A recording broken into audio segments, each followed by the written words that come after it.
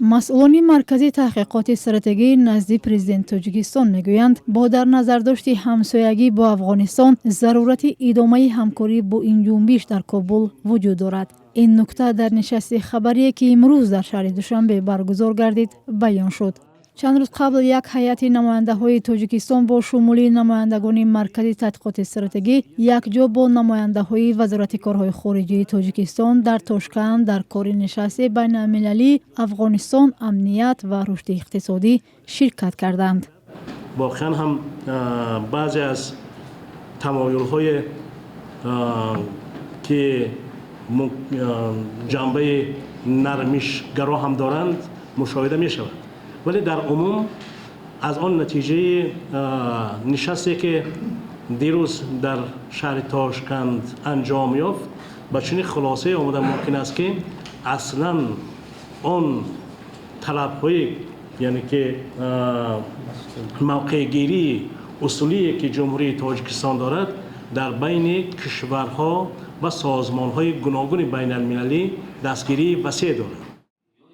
رهبری هیئت نماینده های این مرکز را معاون رهبر به عهده داشته است. او گفت در این همکاری ها تأمین امنیت مهمتر است.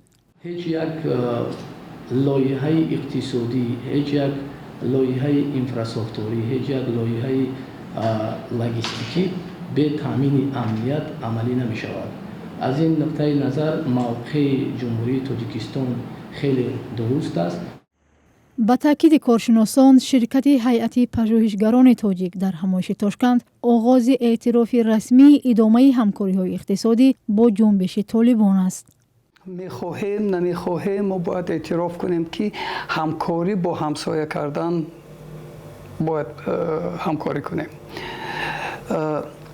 چون تاجیکستان برای برآمدن به بازارهای آسیای جنوبی، برای رسیدن به بحر و اقیانوس ها حتما باید که از طریق افغانستان گذشت داشته باشد و هرچی قدری که ما امروز تأخیر کنیم در شروع کردن همکاری ها، همونقدر این خلا را دیگر همسایه های ما وارد به این خلا دیگر همسایه های ما وارد میشن.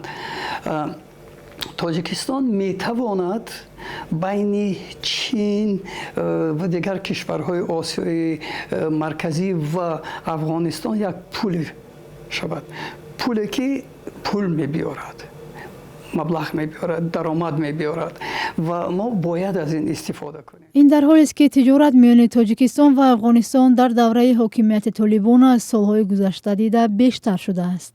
به معلومات خدمات گمرک تاجیکستان، آن اساساً از صادرات مال تاجیکستان به افغانستان عبارت بوده، در نیم سال گذشته به 40 میلیون دلار رسید. این رقم نظر به همین دوره سال گذشته، یعنی زمانی که هنوز طالبان به قدرت نرسیده بود، بیشتر از 6 میلیون دلار افزوده است.